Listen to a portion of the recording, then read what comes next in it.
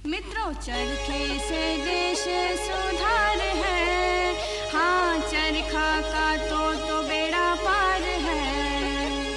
यही गांधी का फरमान है, हाँ चरखा भारत का कल्याण है।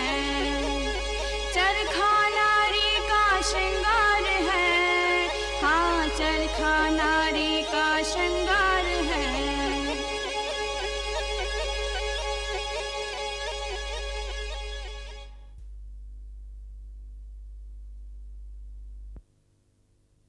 साबरमती के तट पर स्थित ये वही आश्रम है जहां औसत भारतीय की तरह एक हाड़ मांस का बना दुबला पतला इंसान गुलाम भारत के गरीब आदमी की आवाज बनकर एक अधनंगे फकीर के रूप में रहता था।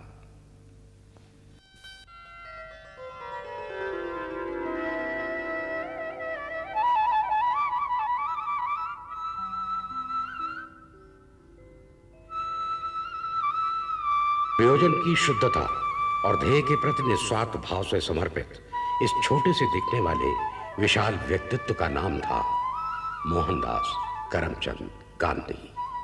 यही वो आश्रम है जहां भारत को गुलामी के फंदे से मुक्त कराने के लिए महत्वपूर्ण फैसले लिए गए थे और यहीं से दिया गया था इंसानियत, सादगी और गरीबी से निवारण के प्रति चरखा और खादी का संदेश। गांधी जी ने चरखे को नए नए रूप दिए। उन्होंने जो गांव में चरखा चलता था वो चरखा बहुत बड़ा था, उन्होंने एक छोटा चरखा उन्होंने निकाला और वो चरखा यरुड़ा चक्र के नाम से विख्यात हुआ। उससे परिणाम ये हुआ कि जगह जगह पर चरखे की ध्वनि सुनाई देने लगी। मुझे याद आता है जब गांधी जी ने चरखे का आरंभ किया तो लोगों ने कहा कि ये तो हमारे देश में बहुत पुराने समय से चला आता है, इससे क्या होगा, हमें तो आज़ादी की लड़ाई किसी दूसरी तरह से लड़नी है। गांधी जी ने कहा कि ये लड़ाई का एक ढंग है और बड़ा शक्तिशाली ढंग है। चरखा प्रतीक है भारत की एकता का, एक साधना है गरीबी से लड़ने की, तथा चरखा सहारा है भूख से तड़पते उस आदमी का जिसकी एकमात्र कामना है भूख मिटाने की। यही तो कहा था गांधी जी ने कि जब जब मैं चरखे पर सूत काटता हूं तो मुझे भारत के निर्धन लोगों का स्मरण हो आता है।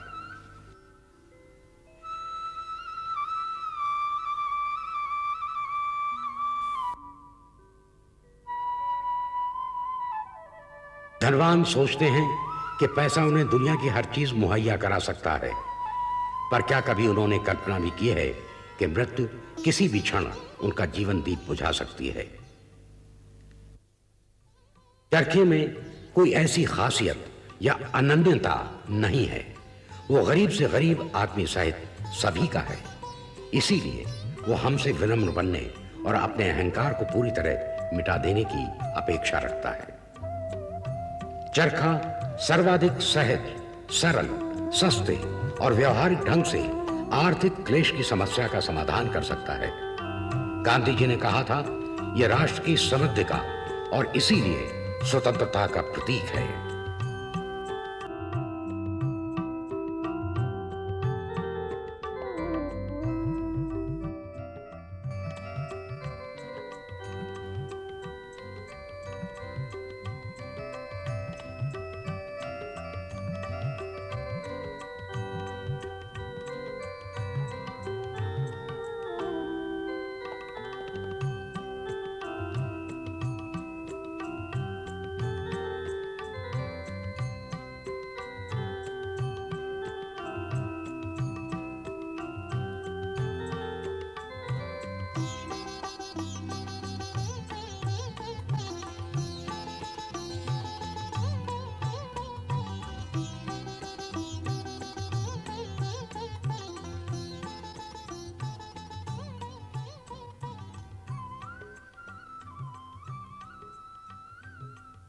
चरखे के पास पश्चिम और सारी दुनिया को देने के लिए संदेश है, पर इसका समय तब आएगा जब भारत दुनिया को यह दिखा देगा कि उसने चरखे को पूरी तरह अंगीकार कर लिया है।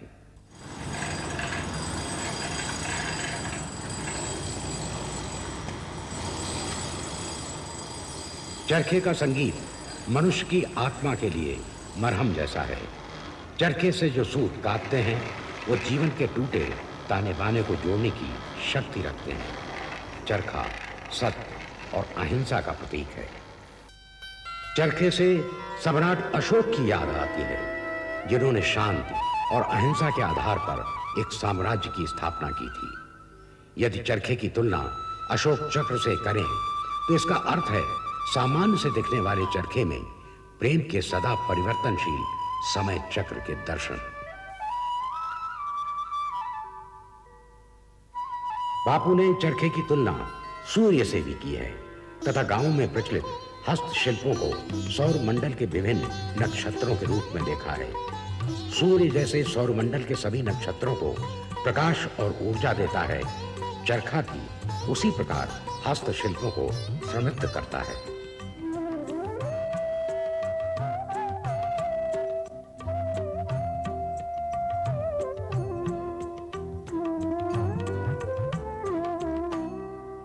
चरखा हमारे देश की जो अर्थ नीति थी, अर्थव्यवस्था थी, उसकी बुनियाद था।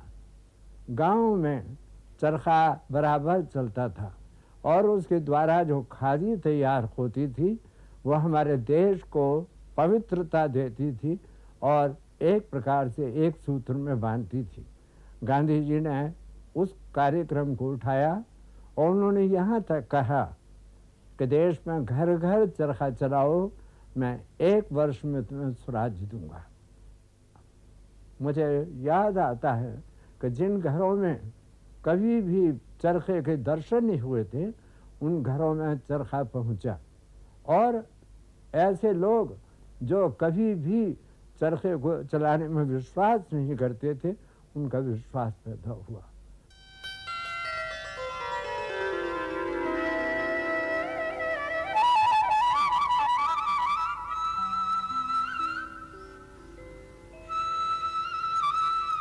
यदि भारत के गांवों में प्रत्येक स्त्री खेतीबाड़ी और घर के कामों के बाद बचे समय में चरखा चलाएं और सूत कातें तो निश्चित रूप से एक मौन क्रांति आ जाएगी, जिससे ग्राम विकास के नए रास्ते खुलेंगे।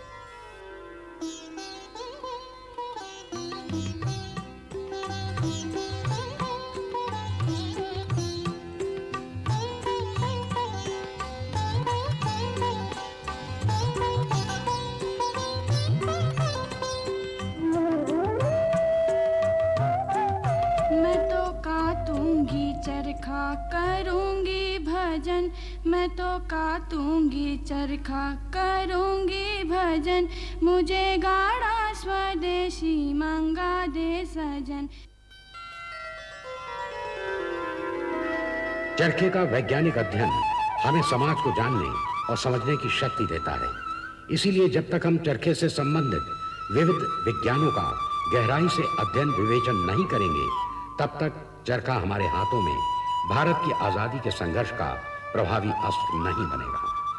महात्मा गांधी ने तो यहां तक कहा है कि यदि हमने ऐसा किया तो चरखा न केवल भारत की आजादी का माध्यम बनेगा बल्कि पूरी दुनिया को आजादी का मार्ग दिखाएगा।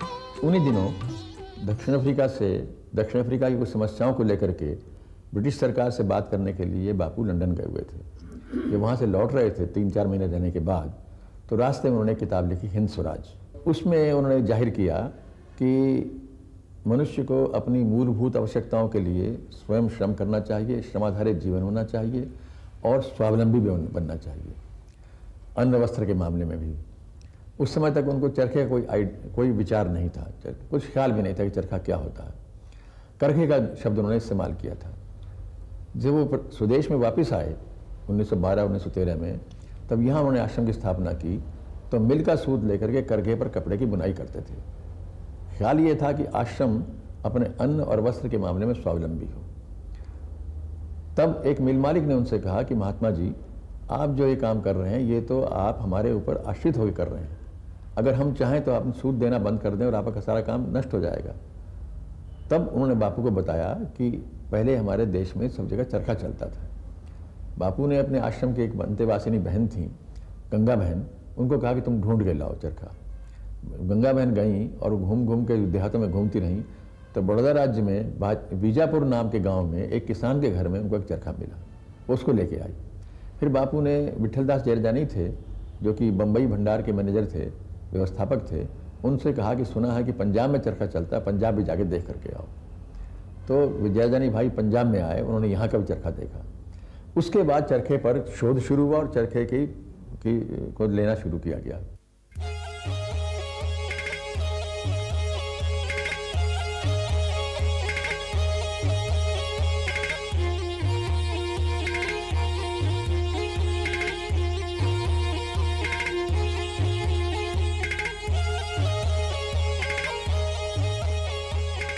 गांधी जी ने एक बात कही कि देखो चरखा और खादी, मैंने जो ये 2 कार्यक्रम आपको दिए हैं, ये खादी केवल वस्त्र नहीं है जिसे आप अपने शरीर पर धारण करते हैं।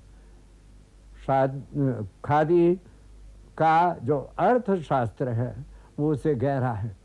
खादी एक विचार है।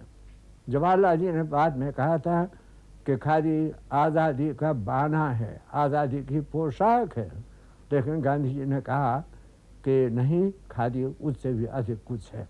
और उन्होंने बराबर इस बात पर जोर दिया कि इस विचार को समझो। और गांधी जी ने एक सूत्र दिया, समझो, कातो और पहनो। अर्थात ये जो खादी के पीछे जो कल्पना है, जो विचार है, उस विचार को समझकर अगर खादी तैयार करोगे, खादी को पहनोगे, तो उसका असर सारे देश के ऊपर पड़ेगा। देश पर उसका इतना गहरा असर पड़ा, उस गहरे असर को हमने अपनी आँखों से देखा। और मैं ये अनुभव करता हूँ कि आज़ादी की लड़ाई में ये जो आज़ादी हमको 15 अगस्त 1947 को प्राप्त हुई, उसमें चरखा और खादी, इन दोनों का बहुत ही महत्वपूर्ण योगदान रहा।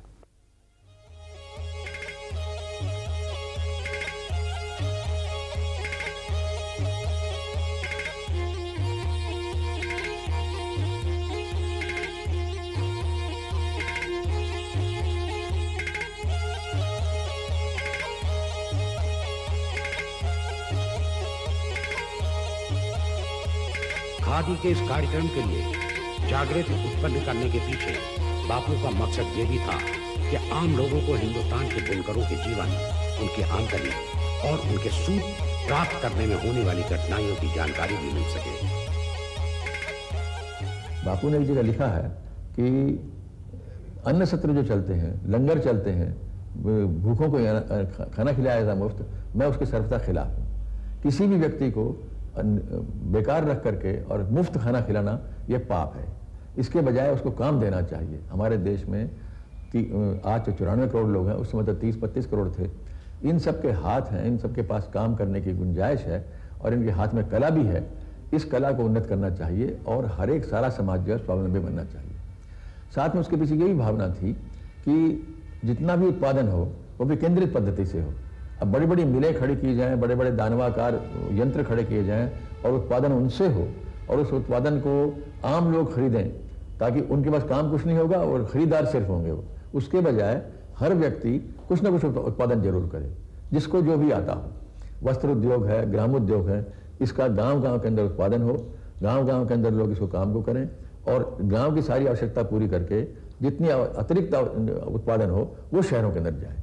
इस प्रकार से उनकी कल्पना थी कि सारा समाज अपने उपभोक्ता सामग्री के लिए, ये नहीं कि एरोप्लेन भी गांव में बनेंगे, लेकिन उपभोक्ता सामग्री के लिए जितनी उनकी आवश्यकताएं हैं, मूलभूत आवश्यकताएं हैं, अन्न, वस्त्र और मकान आदि, इसके लिए वो स्वावलंबी समाज हो, विकेंद्रित पद्धति से काम हो, विकेंद्रित पद्धति से उत्पादन हो और सारे लोग जो हैं अपने गांव और सारे गांव जितने भी हैं या गांव समूह वो स्वावलंबी हो, अपनी आवश्यकता के लिए किसी पर निर्भर न करें। कपास गांव के अंदर हो और कपास से सूत कताई वहीं हो, बुनाई वहीं हो, इस प्रकार से सारे गांव की रचना हो। और जब समाज इस प्रकार का बनेगा, स्वावलंबी समाज होगा और उसमें फिर विग्रह नहीं होंगे। जो विषमता आई है आज कि एक तरफ अट्टालिकाएं खड़ी हैं, दूसरी तरफ झुग्गी झोंपड़ी में लोग रहते हैं, उसके बजाय सब लोग मूलभूत आवश्यकताएं जो अन्न, वस्त्र, मकान, शिक्षा और स्वास्थ्य और मनोरंजन, इन 6 वस्तुओं के लिए समाज अपने साधनों से अपना व्यवस्था करे और किसी पर मोहताज ना।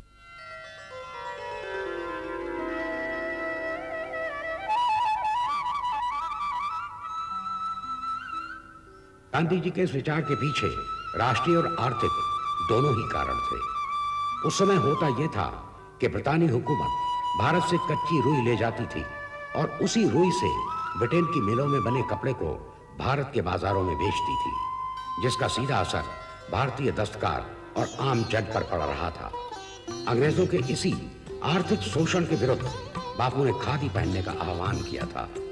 यही उनकी स्वदेशी की भावना थी। इन विदेशियों ने हमारे हस्तकरघा उद्योगों का सर्वनाश किया है, अपने ही मुल्क में औद्योगिक क्रांति का बीज बोया है। हम ही से कपास खरीद कर कपड़ा बनाया और दुगने तिगने दामों पर हम पर थोपा। आज हम ये शपथ लेते हैं, हम इनका बनाया हुआ कपड़ा हरगिज नहीं पहनेंगे। हम इनकी मिलें बंद करवा कर रहेंगे। खादी के प्रसार के लिए जिन जिन बातों की जरूरत होती है उन पर विशेष ध्यान दिया गया।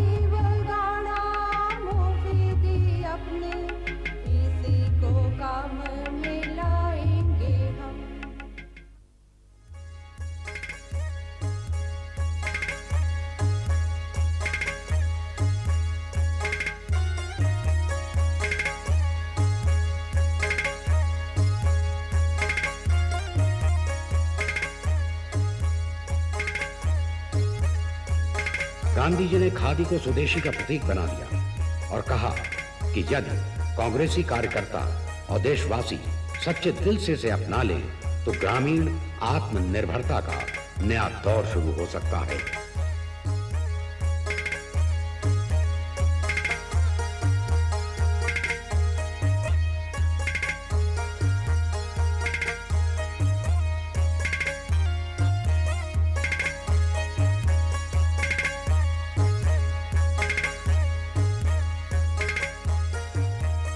आहिस्ता आहिस्ता चरखे में सुधार हुआ, सूत में सुधार हुआ और मसलिन कताई भी शुरू हुई। ढाका में मसलिन बनती थी और उसकी जो मशहूरी उसमें इतिहास में थी, उसकी तरफ भी ध्यान गया। आज स्थिति यह है कि सूती खादी में 500 नंबर तक के सूत के थान बनते हैं जो उंगली में से निकल सकते हैं, एक उंगली अंगूठी में से निकल सकते हैं, और 600 अंक तक के सूत की कताई हो गई है। तो इस प्रकार से जो कि मिल में कहीं पर भी 500 अंक का सूत नहीं करता है, इस प्रकार से मसलिन का हुआ। फिर रेशम में किया गया। रेशम में भी ये रहा कि रेशम के काम को आहिस्ता आहिस्ता बढ़ाया गया और आज रेशम के अंदर भी बहुत अच्छी तरह से प्रगति हो रही है और गरद रेशम, मटका रेशम, अंडी, टसर, ये सब का सब इसके अंदर हुआ है। इसी प्रकार ऊनी काम के अंदर हुआ। तो ये चरखे का विस्तार हुआ और खादी का विस्तार हुआ। आज सारे देश में चरखे के द्वारा अंबर भी चरखा है, देसी खड़ा चरखा भी है, उससे 522 करोड़ का उत्पादन हो रहा है।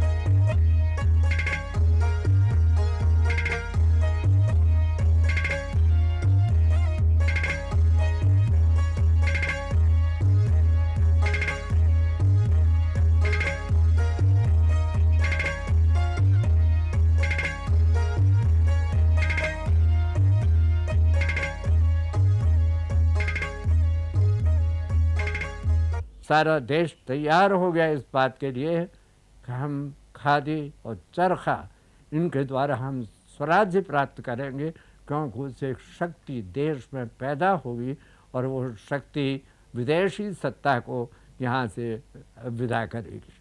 गांधी जी ने एक बात और कही। गांधी जी सत्य और अहिंसा में विश्वास रखते थे। उन्होंने कहा कि ये जो खादी और चरखा है, ये तो ऐसे अस्त्र हैं जिनके पीछे अहिंसा का बल है। हमारे हाथ में कुछ नहीं है, कोई हथियार नहीं है, किसी ने न हमारे पास फौज है न हमारे पास सेना है, लेकिन एक बात है कि हमारे पास ये जो अहिंसा का बल है, ये सबसे बड़ा बल है। इसका बल, इस बल का मुकाबला कोई भी नहीं कर सकता। और उन्होंने इस हथियार को लेकर, खादी और चरखे के हथियार को लेकर, उन्होंने उस सत्ता से लड़ाई लड़ी जिसके बारे में कहा जाता था कि उसके राज्य में कभी सूर्यास्त नहीं होता। यही वजह थी कि खादी और चरखा गांधी जी के जीवन का एक अटूट हिस्सा बन गया। गांधी जी को यकीन था भारत को अहिंसा के अतिरिक्त और कोई रास्ता माफिक नहीं आएगा। अहिंसा उनके लिए सिद्धांत नहीं वरन धर्म था, और उस धर्म का प्रतीक था चरखा। उन्होंने कहा, शहरों और गांवों के लोग यदि दिन में 1 घंटे भी सूत काते तो देश स्वावलंबी हो सकता है।